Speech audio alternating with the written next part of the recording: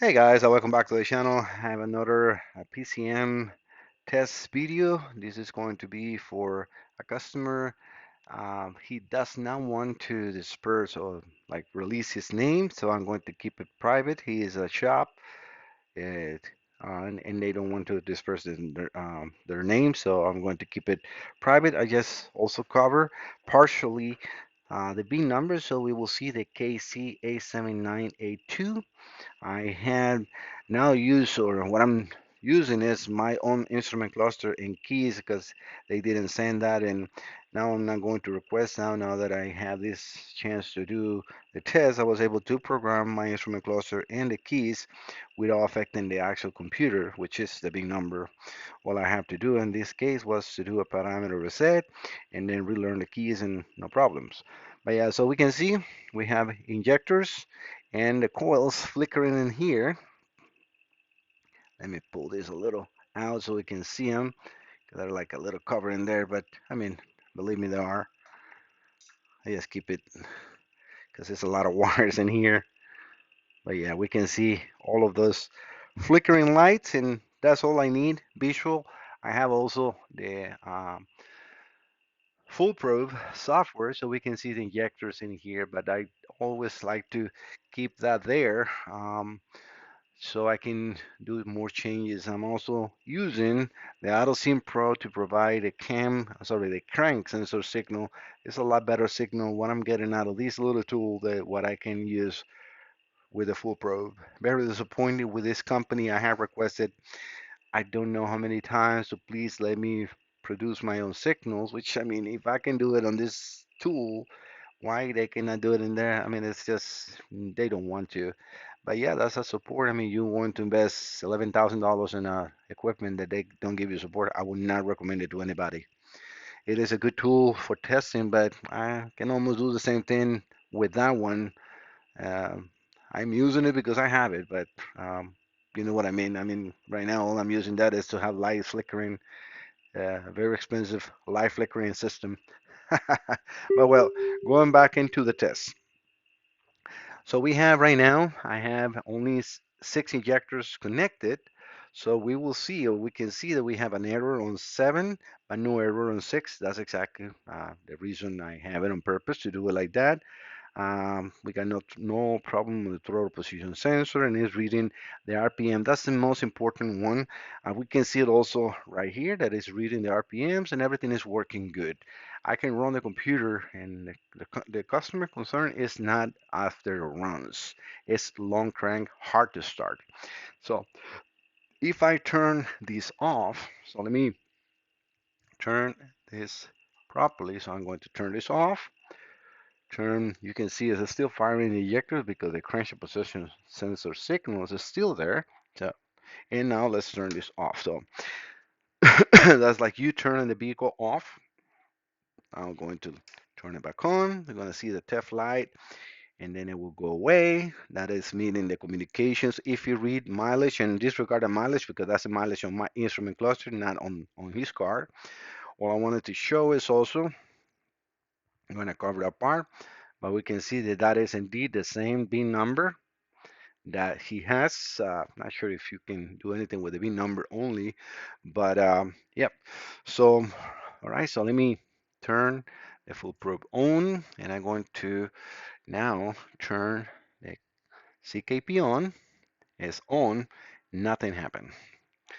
I can put the ignition here, well, not the ignition, the same RPM 650, and I can show you that it is indeed on. You can see the signal right here. It says signal is on in 650 RPMs. I'm providing 35 T, so 37 minus 2. I just put them like that, so it's 35, because that's what 4 uses. But if we see in the scanner, we got no RPMs, and that is no good, because this is exactly why it's cranking, cranking, cranking, cranking, cranking, and no start. So I'm able to reproduce this every single time, and now by itself, look, without doing nothing, now we got injection.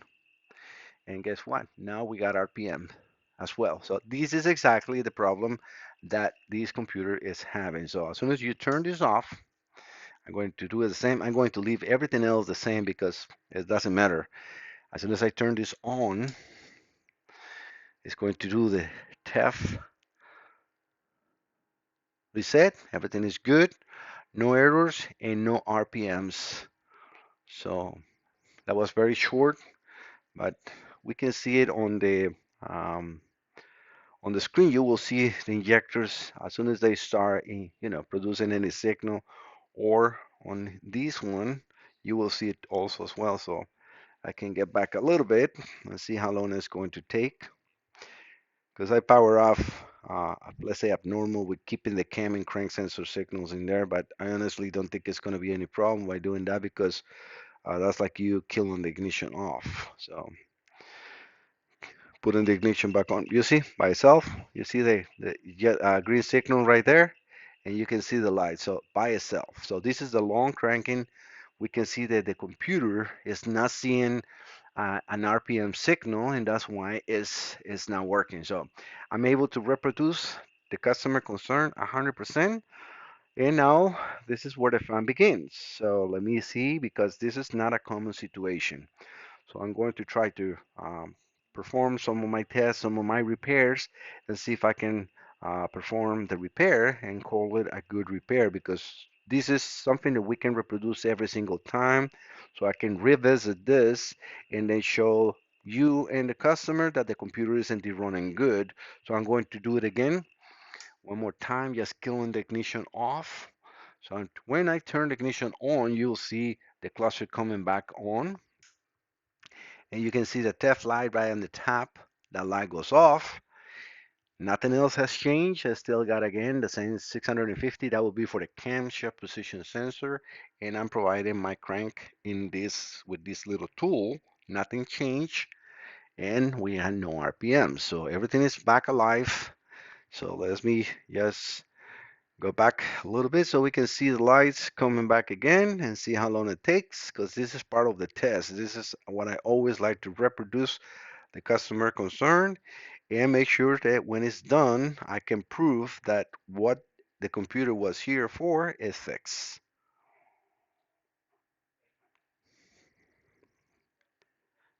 Look like it's very short, but that's why it's a long crank and then long crank, crank, crank, crank until it starts.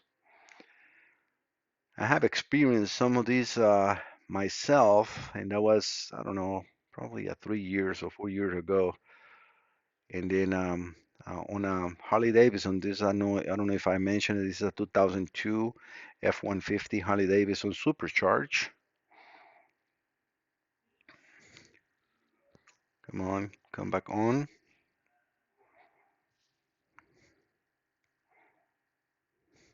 Just keep your eyes on that screen. Oh, right there. Right there. You see the green? That's injectors injection. You can see that in there. So that's now producing injection, and we can see the lights right here also. So yes, very easy to reproduce. All right, guys, thank you so much for visiting the channel. This will be part one. I cannot, again, disclose the customer name, but I can disclose those last digit on the bit number. That will be for him to know that this is his computer. And let's see if we can fix this one together, right? I want to try to, again, I have a lot of information on these four F-150s out there. They're not easy to repair. So if you have a computer like this, just please send it over. They're very expensive. So if you have it and you want to repair properly, please send it to me and you will be in the best hands. I have a lot of parts. They're no longer available. So there's a lot of people who's like, oh, can you just tell me where you get the parts? I'm like, they're no longer for sale. So yeah, no. This is my information. Obviously, I don't want to be left outside. So yes, I will be more than happy to help you. If you have a customer, or sorry, yeah, a computer or a customer, yeah, if you're a shop technician, you have a customer that needs a computer like this repair, contact me. All you need to do is either go on the web and visit my website, Mike Salazar Diagnostics, and you can either start the Let's Chat right here on the corner, or if you scroll down, I put this button in here. That's a button you can press, and that has my phone number right there, or it will open your email browser. If you want to know more about me, you can again type my name.